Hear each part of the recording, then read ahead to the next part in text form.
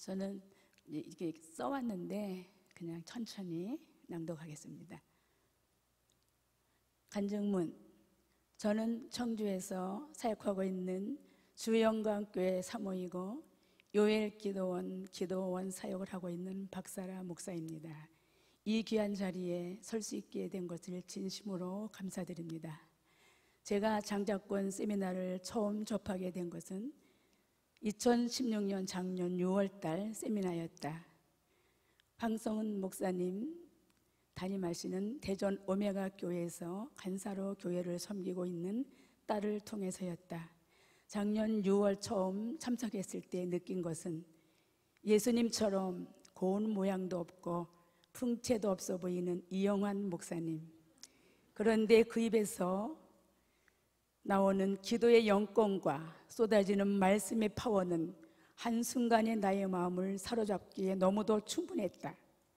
처음 참석했지만 열심히 목이 터져라 외치고 명령하고 선포하고 마지막 날 푸짐한 선물과 함께 가슴 벅찬 도전장을 받아들고 교회로 돌아와서 나의 기도의 제목을 놓고 선포하며 명령하기 시작했다. 9월 세미나, 12월 세미나 이렇게 3번을 참석했다. 저는 20년 전에 기도원 사명을 받고 마지막 때 회개복음을 외치라는 요엘서 2장 13절 말씀과 기도원 요엘기도원이라는 이름까지 하나님께 받았다. 그러나 남편과 부부 목사로 협력하고 있었기에 남편이 저를 적극적으로 밀어줄 때에 기도원을 세우는 것이 저를 향한 하나님의 때라고 믿고 기다리며 기도해온 것이다. 그런데 작년 3월 청주 시내로 교회 건물 조그마한 상가를 매입해 갖고 들어오면서 새롭게 또다시 개척을 하게 되었다. 어느 날 기도하던 중 10월 달 안에 기도원을 세워주신다는 확신이 들었다. 그래서 6월, 9월 장자권 세미나에 참석해요. 배운 말씀 그대로 밤마다 내가 원하는 건물을 놓고 이 건물에 요엘 기도원이 세워질지어다, 이 건물에 요엘 기도원이 세워질지어다 라고 열심히 선포했다. 단 1원도 없이 여호수아처럼 믿음으로 취하겠다는 것이 믿음이 전 재산이었다. 놀랍게도 하나님은 선포하게 하시고 선포한 대로 역사하셨다. 10월 달 안에 세워주신다는 말씀 그대로 10월 31일 날 계약을 마치고 11월 26일에 요엘 기도원 설립 예배를 드리고 사역하고 있다. 이번 금식 기도에 동참하고 싶은 사람 신청하라는 소식을 듣고 이것이 나의 마지막 하나님께 드릴 수 있는 기회라는 강력한 마음을 주셨고 성경 암송에 도전하고 싶은 마음이 금식을 결정하게 했다. 이렇게 시작한 금식이 쉽지는 않았다.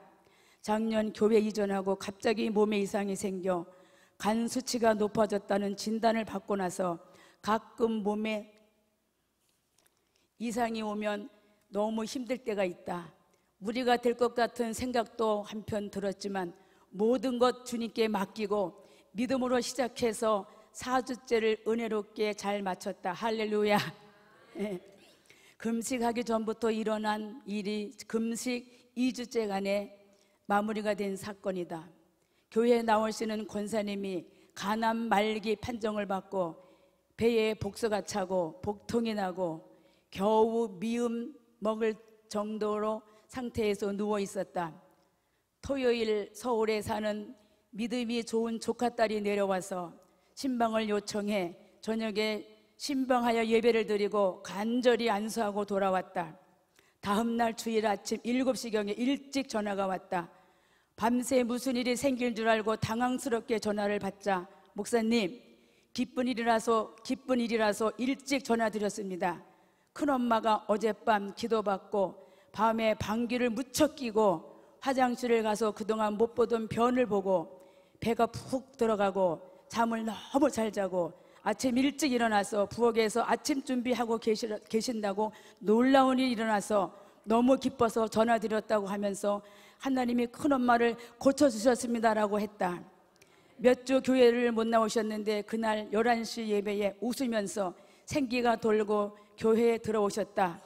그 후 2주 후에 병원에 가서 CT 촬영하고 의사가 깜짝 놀라며 어떻게 암이 더 이상 전이가 안 되고 그대로 그냥 있느냐면서 이거는 기적이라고 하셨다고 했다. 이렇게 하나님의 기적으로 치료받고 고침받으면 얼마라도 감사 헌금을 드리는 것은 너무 당연한 건데, 얼마를 지나도 믿음이 좋다는 자녀들까지도 하나님께 돈 몇만 원 드리지 못하는 것이 이해가 되지 않았다. 지금 치료받고 건강하게 활동하며 잘 지내고 계신다.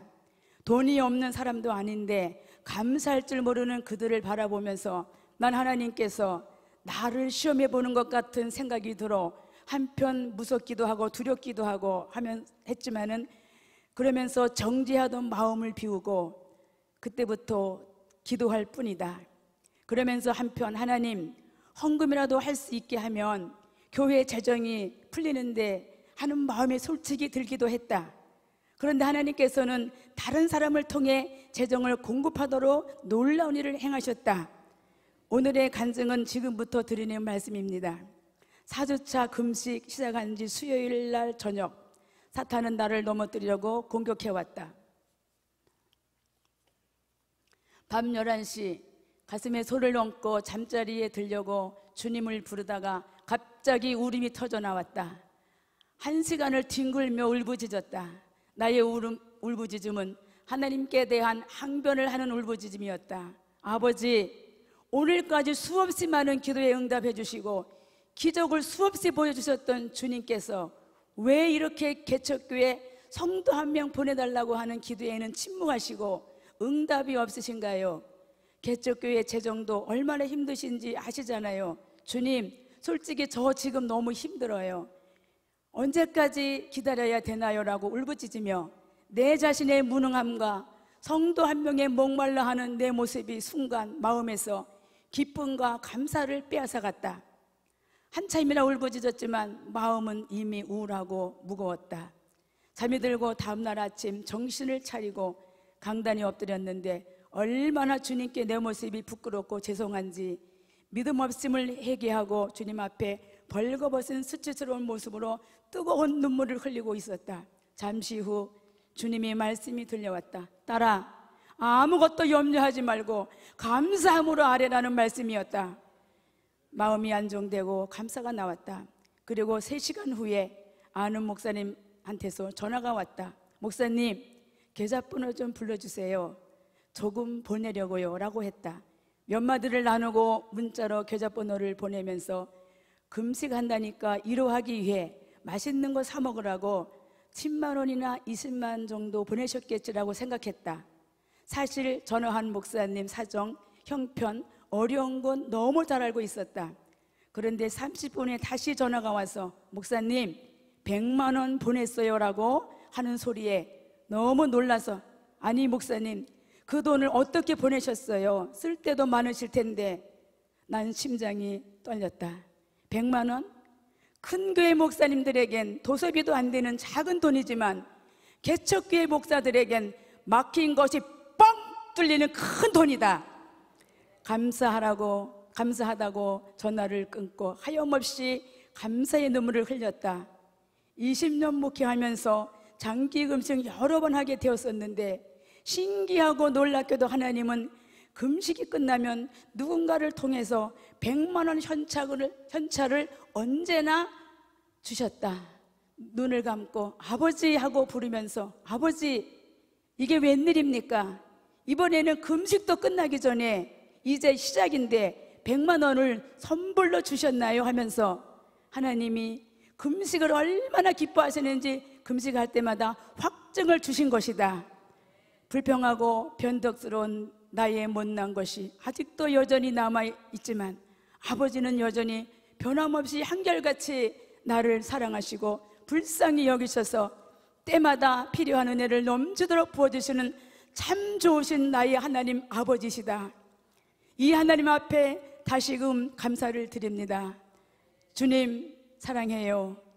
금식기도 함께하는 동역자님들, 청원받은 자가 아니라 택함받은 자가 된 것을 감사드립니다. 남은 금식 기도 기간에 모든 동역자님들, 목사님들 모두에게 하나님의 크고 놀라운 일들을 행하실 것을 기대하며 정말 암송, 이제 머리가 잘 안 돌아가지고 너무 힘듭니다.